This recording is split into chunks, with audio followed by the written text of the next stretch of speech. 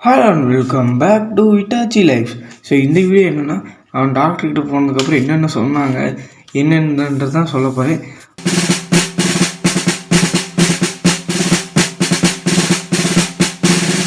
First வந்துட்டு அவனுக்கு அங்கங்கே ஹேர் ஃபால் வந்துச்சு. ஆக்சுவலி இந்த வயசில் வராதான், ஆனால் அவனுக்கு வந்திருக்கு.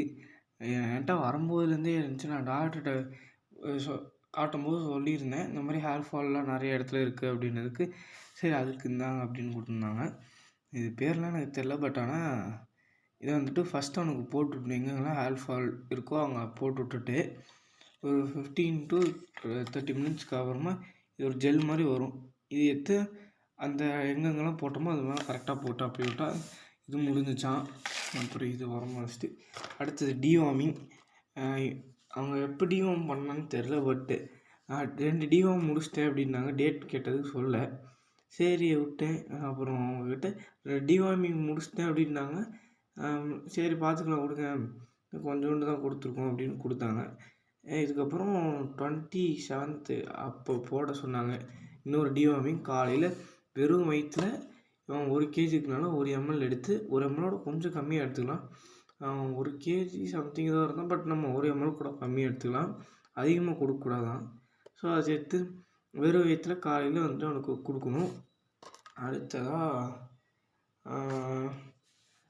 அவனை குளிப்பாட்டக்கூடாது. அதுக்கு பதிலாக டவல் பாத் எடுக்கலாம்.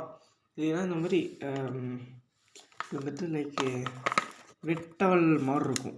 எடுத்து பார்த்தா வெட்டவல் மாதிரி இருக்கும். டிஷ்யூ பேப்பர் அதே வெட்டாக இருக்கிறவன் தான் எப்படி இருக்கும் அந்த மாதிரி இருக்கும்.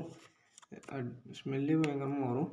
அதை போட்டு துடைச்சி விட்லாம். இல்லைனா ஒரு ஸ்ப்ரே இருக்குது, அதை ஸ்ப்ரே பண்ணிட்டு சும்மா நம்ம துணி வச்சு துடைச்சா போதும். நான் வந்துட்டு ஸ்ப்ரே வாங்கினா துணியை வச்சு துடைச்சி அந்த துணி என்ன பண்ணுவோன்னு தெரில. ஆனால் இதுன்றனால ஈஸியாக இருக்கும். அவனுக்கு வந்துட்டு இப்போ 40 நாள் ஆச்சு.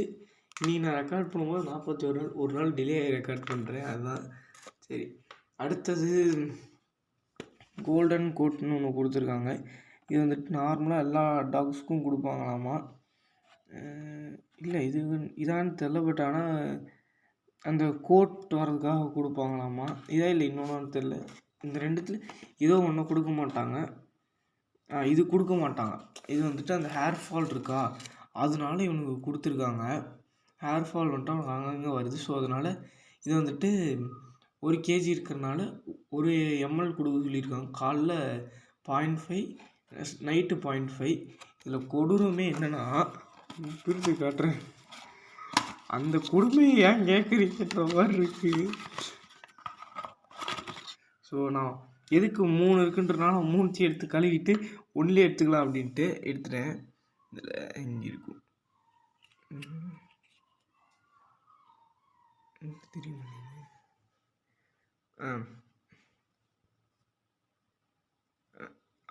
தெரியுதா? 2.5, 8 ml, 10 ml இப்படி கொடுத்துருக்காங்க. இல்லை ஒழுங்காக தெரிய மாட்டேங்குது. ஓகே, அதனால தெரியுது. இப்படி கொடுத்துருக்காங்க. ஆனால் அதில் 2.5 ml கொடுத்துருக்காங்க. எனக்கு 0.5 ml தான் வேணும். பட் எனக்கு அதனால் கொஞ்சோண்டு அதை விட ரொம்ப கம்மியாக எடுத்து ஊற்றிட்டு இப்போதைக்கு அதிகமாக கொடுக்கக்கூடாதுனால சும்மா ஒரு 4-5 இது வர மாதிரி இருக்குது. அப்புறம் இது வந்துட்டு அவனுக்கு இந்த க்ரோத்துக்காக போன் ஸ்ட்ரென்த் ஆகிறதுக்கு இதுக்கு பேசாமல் வந்துட்டு இது இந்த எக்கோட ஷெல் அதை வந்துட்டு இது பண்ணி பாயில் பண்ணி பவுட்ரு பண்ணி கொடுத்தோன்னா அதுவும் தான் இதாக இருக்கும். அதே கொடுத்துக்கலாம். அப்புறம் மல்டி விட்டமின் கொடுத்துருக்காங்க. அவனோட க்ரோத்துக்காக தான் எல்லாமே. ஸோ இதெல்லாம் வாங்கிட்டு கிட்டத்தட்ட 1000 சம்திங் ஏதோ வந்தது. இது போதாதுன்ட்டு அவன் காது கொஞ்சம் அழுக்காக இருக்குது, அது கொஞ்சம் எடுத்துக்கோங்கன்னு கொடுத்தாங்க. இதுதான் அந்த காதுக்கு ஊற்றுறது. ஊற்றி அந்த ரப் பண்ணி எடுத்துறது தான். காது ஃபுல்லாக குளிப்பாட்டெலாம் கூட தான் காது இல்லை, சும்மா ஒரு 4 ட்ராப் விட்டு அந்த எடுக்கணும். ஸோ அப்புறமா அவனோட இது கொடுத்துருக்காங்க. இந்த ஸ்பெல்லிங் தப்பாக இருக்குது, அதனால தான் எங்கே போய் RNK வெட்டினரி கிளினிக் பக்கத்துலேயே இருந்துச்சு. நான் அங்கே போயிட்டேன். என்ன இது ஏதுன்னு மென்ஷன் பண்ணியிருக்காங்க.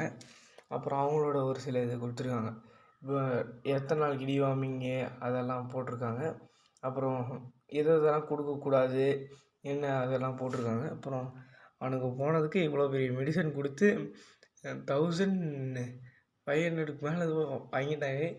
கொஞ்சம் கஷ்டமாக தான் இருக்கும். பட் ஆனால் இதை கொடுத்தா பர்ஃபெக்டாக இருப்பான். அதனால தான் கொஞ்சம் மனசு கஷ்டமாக இருந்தாலும் வாங்கிட்டு வந்துட்டேன். அப்புறமா அவனுக்கு இது பண்ணல, இன்னும் வேக்சின் பண்ணல. ஏன் அப்படின்னா அவன் வீட்டுக்கு வந்து ஒரு 4-5 நாள் தான் ஆச்சுன்னேன். அவங்க வந்துட்டு இல்லை 1 வாரம் போட்டோம், அதுக்கப்புறம் நம்ம பார்த்துக்கலாம், அதுக்கு முன்னாடி வேக்சின் பண்ணக்கூடாது, ஏன்னா வீட்டில் அடாப்ட் ஆகலை அப்படின்ட்டாங்க. சரி ஓகே அப்படின்னு நான் கொண்டு வந்துட்டேன். நான் 1 வாரம் கழித்து போய் அவனுக்கு இன்ஜெக்ஷன் மட்டும் போட்டு வர மாதிரி இருக்கும். அப்போ அவனோட க்ரோத்துக்கு கொஞ்சம் காட்டுவோம். அடுத்தது வேறு ஒன்றும் இல்லை. சப்போர்ட் பண்ணுங்கள், நான் மற்றதெல்லாம் போடுறேன் ஒவ்வொன்றையா. And thank you.